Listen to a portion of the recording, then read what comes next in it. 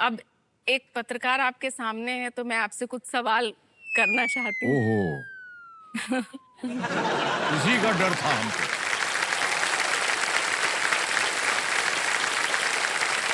पहला सवाल तो ये है कि कौन बनेगा करोड़पति इस गेम शो को चुनने की आपकी क्या वजह रही? इस गेम को हमने नहीं चुना है, ये गेम ने हमको चुना है।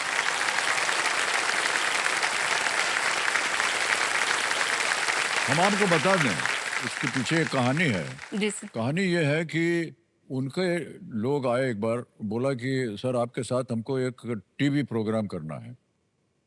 तो हमको लगा नहीं कि ये क्या है, हम फिल्म में काम करते थे और हमारी हालत जो थी वो बहुत नाजुक थी। नाजुक मतलब काम वाम मिल नहीं रहा था, फ्लॉप हो गए थे, ये सब था।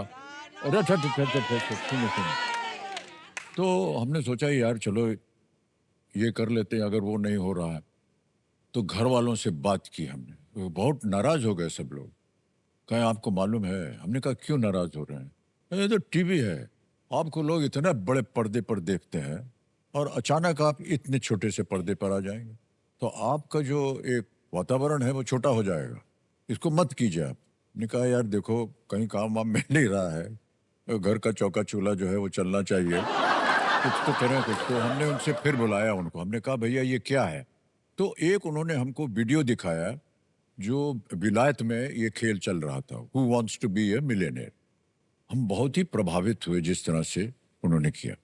तो फिर हमने उस समय उनसे कहा कि हमारा निर्णय ये है कि अगर इसी तरह का वातावरण और जो खेल के नियम है और जो आकार है, अगर आप हमारे को मुंबई में भारत में बना करके देंगे तो हम आपके साथ करने के लिए तैयार हैं। तो मैं आपको बताना चाहता हूँ, बड़े गर्व के साथ मैं कहना चाहता हूँ कि जो कुछ भी आप देख रहे हैं ये जो वहां चल रहा तो उससे 100 गुना बेहतर है कि नहीं? और इतना उन्होंने ख्याल रखा है और हर वर्ष जो है कुछ ना कुछ नया करने के, चाहे वो सेट का आकार हो। अब और देशों से लोग आते हैं यहाँ पूछने के लिए और देखने के लिए, सर कैसे आप लोग खेलते हैं ये हम देखना चाहते हैं।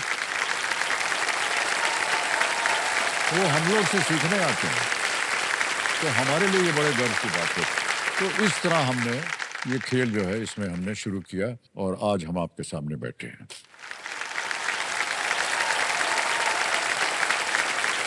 सर मेरा दूसरा सवाल है कि आपकी जो मैरिज एनिवर्सरी है 3 जून 1975। 75 नहीं है, जी 73 है। अच्छा 73 है। मेरे 73। माता पिता की भी जो मैरिज एनिवर्सरी है वो ये 3 देखिए जून है। ये जो ब्याह शादी का दिन होता है ना, ये पति देव को कभी भी अपनी जिंदगी में नहीं भूलना चाहिए।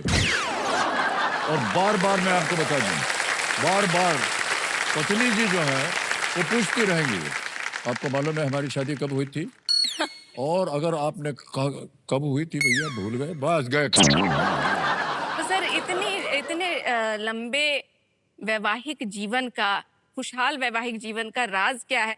और जया मैडम जो हैं वो भी आम पत्नी की तरह शिकायत करते हैं तुम कि आप मुझे घुमाने नहीं ले जाते हो या गिफ्ट नहीं देते हो। क्या वो भी आम पत्नियों की तरह ऐसे शिकायत वो करती? आम पत्नी है। नहीं लेकिन ऐसा नहीं है कि वो यदा कदा जो पति पत्नी में बातचीत होती है वो सब होता है और आमतौर पर वो हमें समझती है, हम उन्हें समझते हैं। बात दरअसल ये है कि जिस प्रोफेशन जिस व्यवसाय में वो है वो उसमें हम भी हैं और हमारे परिवार में 3-4 और हैं जो सब इसी प्रोफेशन में है, तो एक दूसरे को समझ होती है, तो वो समझ जाते हैं कि हाँ भैया आज ये दिन रात दिन भर काम करके आया, उसको छोड़ दो, आज नहीं कुछ बोलेंगे, ऐसा होता है। जी और हर साल जो हम लोग सुनते हैं ये न्यूज़ में आता है, मैं तो खुद न्यूज़ में, लेकिन फिर भी हम भी सुनते हैं कि केबीसी आगे नहीं चलेगा, मतलब बंद हो जाएगा या फिर आप उसको नहीं करेंगे। तो ऐसी खबरों में कितनी सच्चाई है? इसका उत्तर इन लोगों से पूछ लीजिए। हाँ जनाब, बहुत बहुत शुक्रिया।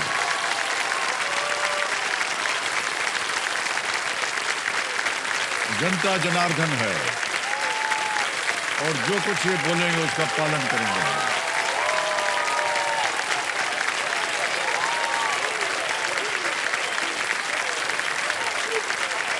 तो आपको इसका उत्तर मिल गया है, हमको बोलने की जरूरत नहीं है। हमारे लिए तो एक नौकरी है, अगर नौकरी मिल जाती है फिर से तो हम अवश्य करना चाहेंगे। जी। ओहो, सही। ऑलराइट।